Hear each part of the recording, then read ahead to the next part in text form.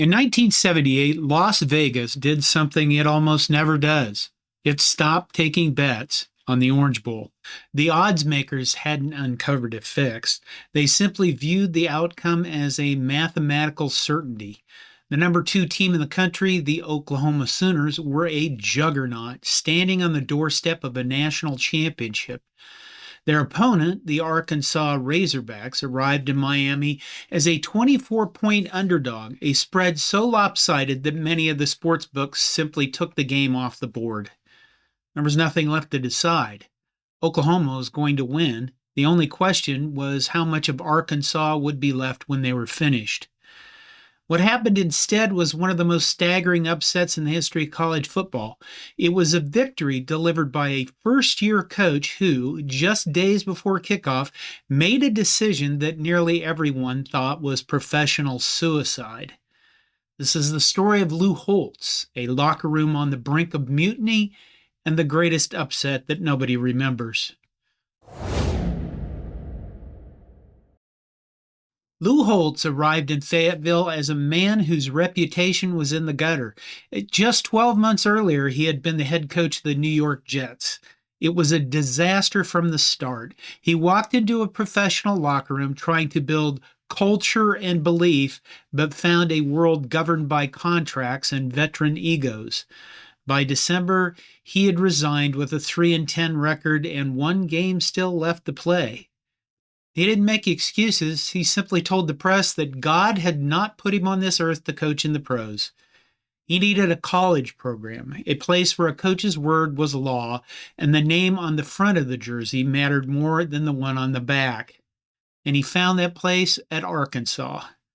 The challenge was immense. Frank Broyles has spent 19 seasons turning the Razorbacks into a national powerhouse. He won 7 Southwest Conference titles and the 1964 National Championship. When Broyles retired to become athletic director, he didn't just leave a job opening, he left a shadow that covered the entire state of Arkansas. Holtz took the job and immediately installed a regime of discipline that felt like a shock to the system.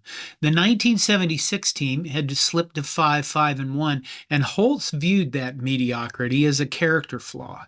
He told his players that the standard was non-negotiable. Meet it or find somewhere else to play. The 1977 season proved his methods worked. The Razorbacks spent the fall climbing the national rankings, highlighted by a 22-point blowout of 15th-ranked Oklahoma State in Week 2. Their only loss was a 13-9 slugfest against a legendary Texas team led by Earl Campbell. Arkansas finished the regular season 10-1, ranked 6th in the country, and booked a trip to the Orange Bowl. Their opponent was the Oklahoma Sooners, the second-ranked team in the nation, coached by Barry Switzer. The matchup was a historical collision. Switzer had been an assistant under Broyles at Arkansas years earlier. Now he was bringing a dynasty back to face his mentor's program. But as both teams arrived in Miami, the rigid discipline Lou Holtz had spent the year building was about to face a crisis that would either validate his career or end it. In 1977, Oklahoma football was a dynasty, and a recent one, which made it much more frightening than the historical kind. Barry Switzer had taken over in 1973 and had already won national championships in 1974 and 1975. In 4 seasons under Switzer, Oklahoma had lost a total of 3 games.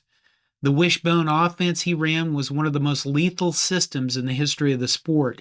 Built on option reads, precise footwork, and an offensive line that could impose its will on almost any front it faced, Oklahoma led the nation in rushing nearly every year. They were crushing teams into the ground. The 1977 season had been slightly more turbulent. Oklahoma opened ranked first in the preseason polls and then barely escaped Vanderbilt in the opener 25-23. They beat Ohio State in a wild game in Columbus that came down to a last-play field goal. And then they lost to Texas 13-6 in the Red River Shootout. But they won the Big 8 Conference outright, finished 10-1, and arrived at the Orange Bowl ranked second in the country. Oklahoma's players were, as per usual under Switzer, incredible. Sophomore halfback Billy Sims was one of the most gifted runners in the country. On defense, Oklahoma had 4 All-Americans. Linebacker George Cumby had been named the Big 8 Defensive Player of the Year. This was a defense that held opponents to almost nothing all season. The stakes made the talent gap feel even larger. Earlier that same day in Dallas at the Cotton Bowl, the number 1 team in the country had played Notre Dame. Texas, with Earl Campbell and an 11-0 record, had been beaten 38-10. They were crushed by Joe Montana, a junior quarterback most of the country was still getting to know. He had managed the Irish offense with a composure that stunned the college football world. When the final gun sounded in Dallas, the national championship picture was wide open. If Oklahoma beat Arkansas and Miami, the Sooners were in position to claim their 3rd title in 4 years. The stage had never been bigger. While the world focused on Oklahoma's title hopes, Lou Holtz made a decision that looked like a resignation. He suspended 3 of his starting offensive players, running back Ben Cowens, receiver Donnie Bobo, and running back Michael Forrest. The details were public and messy. Several Arkansas newspapers reported on a dorm room incident involving a partly clad woman, a strict violation of the athletic department's code of conduct. To Holtz, the rules were non-negotiable. The consequences for the team were devastating. Cowens and Bobo had accounted for approximately 78% of the points Arkansas scored during the regular season. These players represented the vast majority of the Razorback offense. Now, the 3 players did not accept the decision lightly. They filed suit, arguing that Holtz's decision was based on a personal whim rooted in racial considerations. As the legal battle began, 15 to 20 other players threatened to boycott the Orange Bowl entirely. Holtz did not back down. The suspension stood. And then the situation turned even more dire. All-American guard Leotis Harris, the best offensive lineman in the conference and the key to their rushing attack, suffered a season-ending injury in a final practice. The odds makers had already listed Arkansas as an 18-point underdog before the turmoil began, and after the suspensions and the injury became public, the line moved to 24 points. Some books simply stopped taking action on the game. Now, to understand that number in context, consider Joe Namath's Jets in Super Bowl III. 9 years earlier, in that very same stadium, the Jets were 18-point underdogs to the Baltimore Colts, a gap so wide it made Namath's guarantee a piece of sports legend. Arkansas was now being asked to overcome a margin 6 points larger than that. Back in Miami, the Arkansas players were hearing all of it. Every analyst, every columnist, every voice in American sports media was explaining exactly why the Razorbacks had no chance. 4 days before the game, with the press coverage wearing on the roster, Holtz called the team together. He opened the floor and let them talk. The meeting allowed the players to move past the distractions and focus on the reality of their season. They had beaten a top 15 team in September. They had played the number 1 team in the country to a 4-point game. They were 10-1. They realized their value wasn't defined by the names missing from the locker room or the headlines in the morning paper. Holtz later wrote that he almost felt sorry for Oklahoma after that meeting ended. Almost. The Orange Bowl Stadium was ready on the night of January 2nd. Despite the lopsided predictions, 14,000 Arkansas fans had made the trip to Miami. They began calling the Hogs at 4 in the afternoon and didn't stop until 4 in the morning. On the opposite sideline, Barry Switzer's Sooners were loose. They had every reason to be. They were 4 quarters away from a national championship, playing against a team missing its primary stars. All they had to do was execute the wishbone. Arkansas kicked off. Oklahoma took possession at its own 20-yard line. On third down, Billy Sims fumbled. Arkansas recovered at the Oklahoma 9-yard line before most of the crowd had even found their seats. The Razorbacks punched it in moments later. It was 7-0 before the Sooners had run 5 plays. As the game progressed, the depleted Arkansas defense revealed a level of preparation Oklahoma wasn't expecting. Every time the Sooners tried to run their option reads, a Razorback defender was already in the lane. The rushing attack that had crushed the Big 8 all season was suddenly suffocating. But the real story of the night was a backup named Roland Sales. Sales was pressed into the starting role because Ben Cowens was sitting in the stands. He was a second stringer tasked with replacing 78% of the team's scoring. By halftime, he had turned the game into a personal showcase. Sales carried the ball 22 times for 205 yards, an Orange Bowl rushing record that would stand for 20 years. He caught 4 passes for another 52 yards and scored 2 touchdowns. By the time the third quarter ended, the score was 24-0. The dynasty in Norman had no answers. For those of you who are watching that night, or for younger fans who've heard the stories, was there a specific moment in the first half where you realized the upset was really happening? Let me know in the comments. Late in the fourth quarter, with the outcome decided, the game provided a footnote for the history books. Lou Holtz learned that Sales was 20 yards short of the Orange Bowl rushing record. He sent in his backup quarterback specifically to help Sales get those yards. That backup was a young man named Houston Nutt, who would later return to Fayetteville 20 years later to lead the program himself.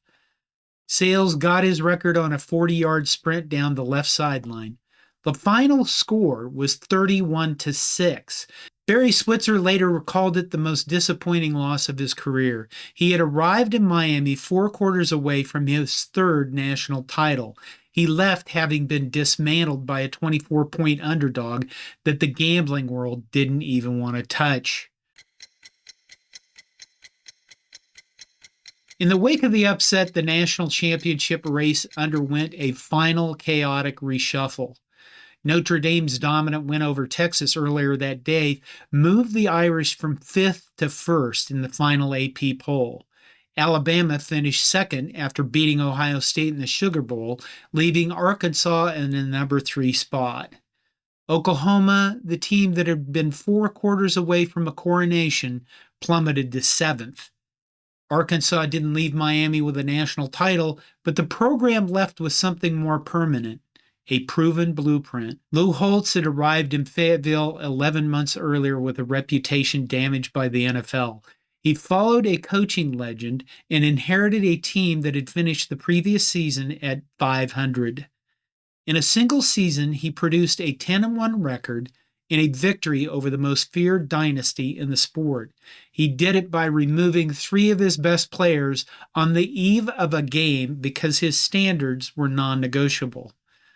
The message to his players and future recruits was clear. The principle of the program came before the point spread, the roster, or the headlines. Those who met the standard discovered they were capable of things the experts called impossible. The national media took notice. Sports Illustrated put Holtz and the Razorbacks on the cover of their 1978 college football preview.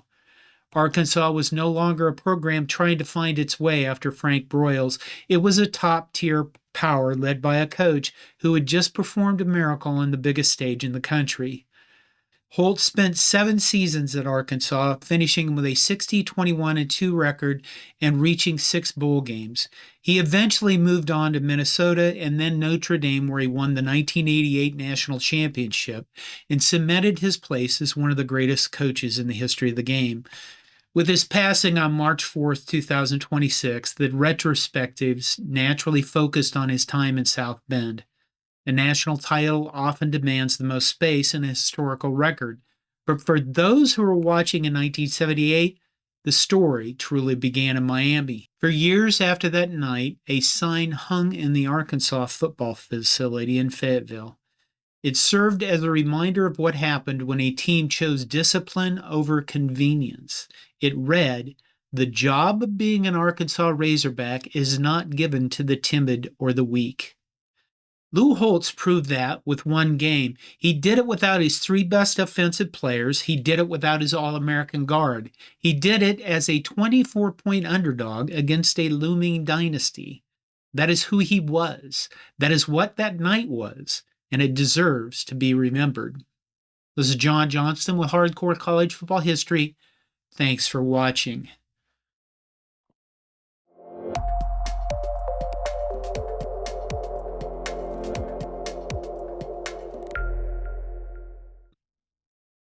And now we get to some bonus coverage because I'd like to talk a little bit more about Lou Holtz. I always found him an interesting guy, kind of a dichotomy. I mean, what we heard in this story about was about how much he enforced discipline and he was very much a rules guy. Well, at the same time, every program he coached, he left with NCAA violations. This is North Carolina State, Arkansas, Minnesota, Notre Dame, and then later on South Carolina. Every one of them had NCAA violations under Lou Holtz. Nobody ever talks about that. But it's very interesting to think that a guy who was so much of a, kind of a, this is the way we're going to be, and this is what we're going to do, and these are the rules, and you have to meet this standard. And then at the same time, he had violations. I mean, one or two might have been like an oopsie. Oh, compliance is hard. But, when you do it at every stop you have, that's kind of a pattern. And I wonder what other people think of this, or even if they ever know, because, nobody ever talks about it. And that's what happens when you're a champion.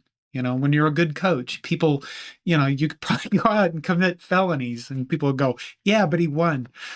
But, Lou Holtz went on to be a very interesting guy. I mean, he was always certainly a character when he was in broadcasting and media. I wonder what other people think about him, how they view Lou Holtz. One more thing. I live in Minnesota. I've lived here for years. A little while back, somehow Lou Holtz came up, and a Minnesota booster told me about when Lou Holtz arrived at Minnesota, that there was a lot of racial tension in the team. That was in 1982. Holtz was only at Minnesota for 2 years, but he arrived and there was a lot of racial tension amongst the team. And this booster told me that Holtz called the whole team together and basically told them, we're not going to win any games because you don't love each other. And he basically told them, you're going to figure out in this locker room, kind of like this meeting that, they said they had at Arkansas before the game. You're going to have to figure out how to love each other before we ever go on. And it was a really interesting story. And the booster told me, don't tell this to anybody. But there you go. And it reinforces the dichotomy that was kind of Lou Holtz, the NCAA violations, the guy that, was a disciplinarian. And at the same time, he did this thing with Minnesota where he basically brought a team together. People were very upset when he left Minnesota. I do remember that. But I'm looking forward to your thoughts on Lou Holtz. It's certainly an interesting guy, certainly a character, and college football can always use more of those. But thank you for watching, and thank you for watching the bonus as well. Take care.